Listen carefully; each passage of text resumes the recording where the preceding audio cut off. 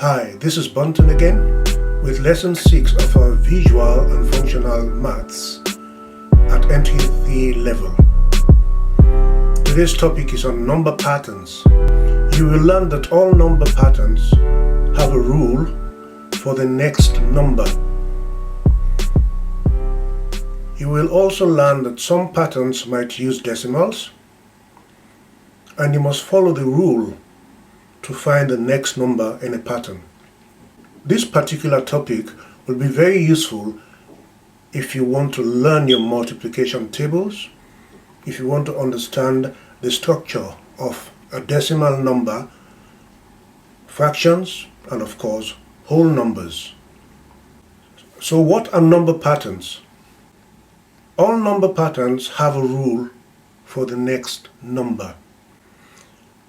There are lists of numbers that follow a particular pattern. To describe the pattern, you need to find a rule to get from one number to the next. It's like a game, really. The rule often involves adding or subtracting an amount to a number to get the next number in the pattern. The amount you add or subtract stays the same each time. To find the rule, you need to find the difference between each number and the next number in the pattern. So if you're counting 2, 4, 6, then you need to find the difference between 2 and 4, which is 2. In my lesson on multiplication and division, we looked at how to learn the multiplication table, and I think we went through the 7 times pattern, which is counting in 7, 14, 21, and so on. All number patterns have a rule for the next pattern. Example 1, ascending, that's counting up. A number pattern starts 3, 7, 11, 15. What is the rule to get from one number to the next? To find the rule, you need to look at the difference between each number and the next number and the pattern. In this case, you have 7 minus 3 is 4. 11 minus 7 is 4. 15 minus 11 is 4.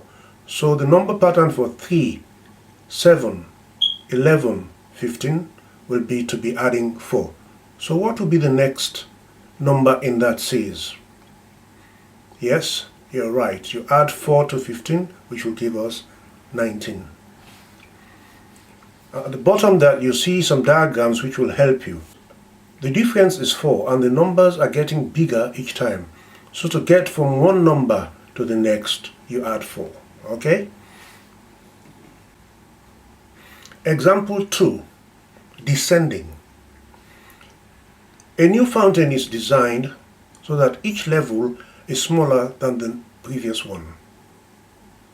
The widths of the levels follow a pattern. The first 4 widths in inches are 23, 21, 19, 17, and 15. What is the number to get from one width to the next? Let's see whether you can get it. 2 seconds.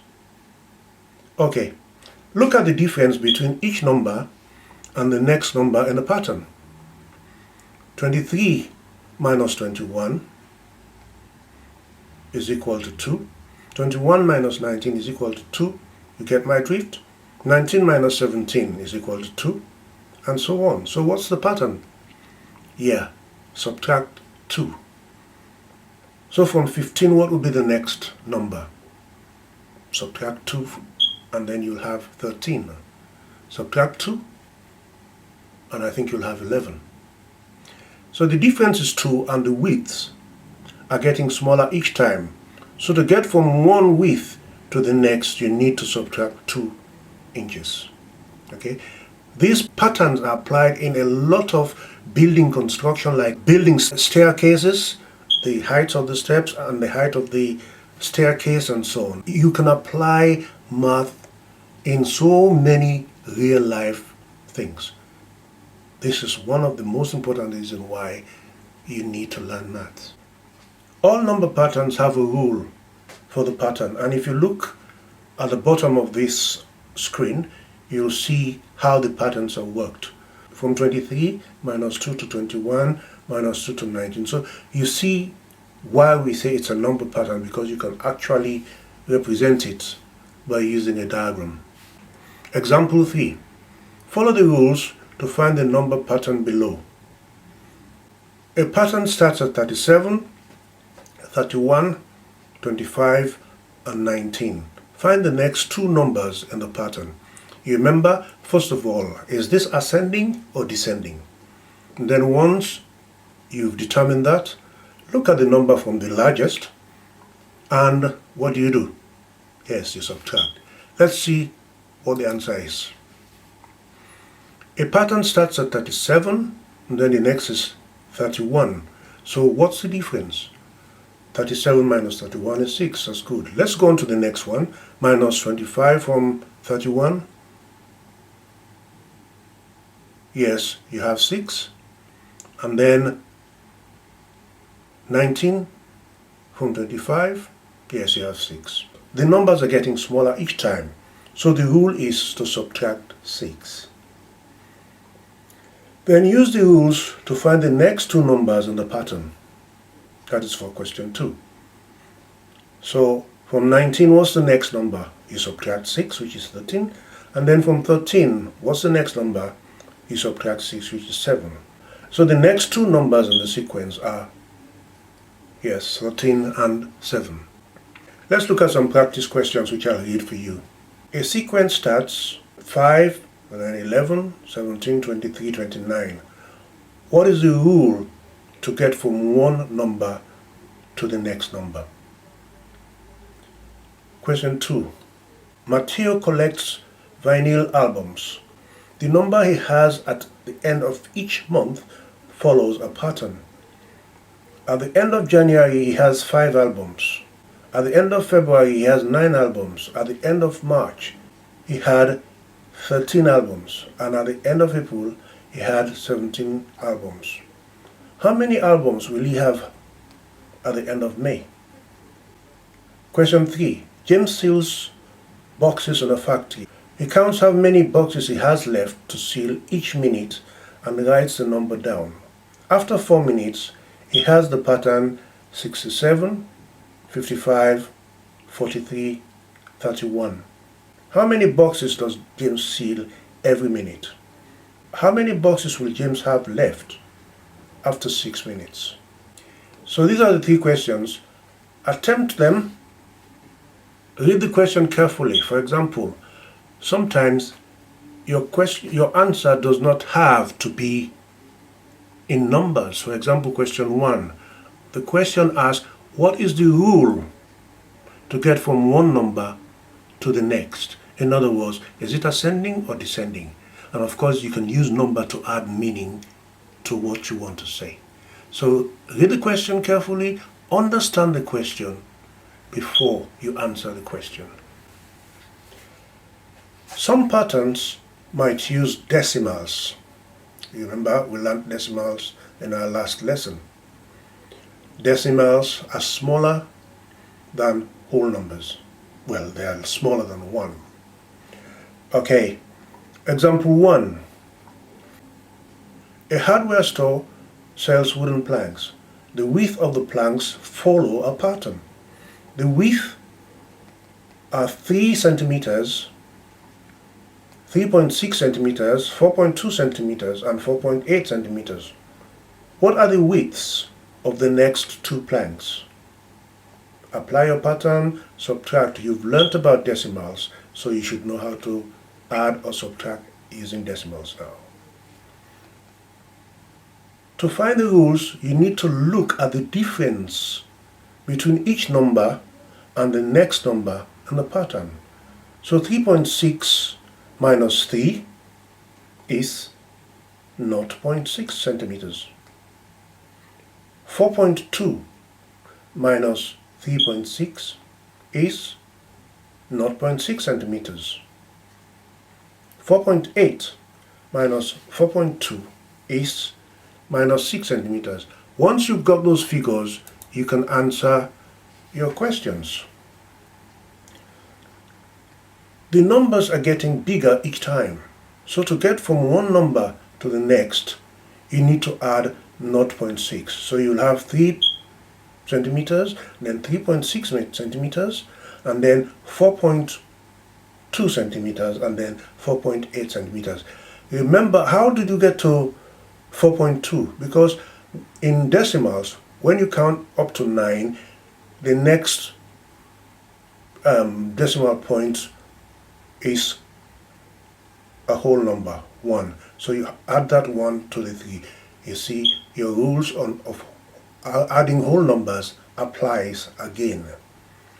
So if you look at the arrows there, you see at the bottom the difference between 3 centimeters and 3.6 centimeters is plus 0.6 centimeters, and that is what is added right through to the answers we get. So use the rule to find the next 2 sizes up. So if you have 4.8 centimeters, what should you do for the next number? You add 0.6, which will give you 5.4. And then you add 0.6 again to 5.4 to give you 6 centimeters. Now, answering your questions, answer it sensibly. Think before you write. So the widths of the next 2 planks are 5.4 and 6 centimeters. Example 2, number patterns using decimals. Lynn measures the depth of a river every morning during a week in a dry season. She notices that the depth changes in a pattern. Her measurements for the first 4 days were 1.3 meters, 1.14 meters, 0.98 meters, and 0.82 meters. What is the rule for the pattern in the river depths from day to day? To find the rule, you need to look at the differences between the numbers from start to finish. First, you find the rule, you need to look at the differences between the numbers. It starts at 1.3 meters, and then the next one is 1.14, so it seems to be going down, right? So the difference is 0.16. You get 1.16, take 1.14 minus 0.98. Again, the difference is 0.16 meters. You begin to see a pattern. Next, you take 0.98 meters and you subtract 0.82 meters, and the difference is 0.16 meters. So it's reasonable to assume that it's going down by 0.16 meters. And then your answer, sensibly, so the depth decreases by 0.16 meter every day. So let's summarize number patterns. You've learned that all number patterns have rules. You either add a consistent number or you subtract a consistent number. Knowing these rules will help you learn and understand the numbers. An example is number patterns help you to learn multiplication tables. And of course, it also helps you to learn division, because division is the opposite of multiplication. Decimals have structures that we need to understand and apply correctly. Fractions and decimals are less than 1. Number patterns enable us to organize and arrange numbers correctly. This has been a very, very short lesson, but it's very important because it will help us to learn so many things about numbers. Okay? So I have here some practice questions for you. I separate them into 2 sections just because of space. So you have question 1 about Mia's training for a race, and then you have 4 questions on that question 1 alone. So read it carefully before you start answering the question. The second set, question 2 and 3, are more of a problem-like question. Read and understand your questions. This is the end of our series on number at NT Level 3. Next week, we're going to look at the practice questions I gave you for the past 6 lessons.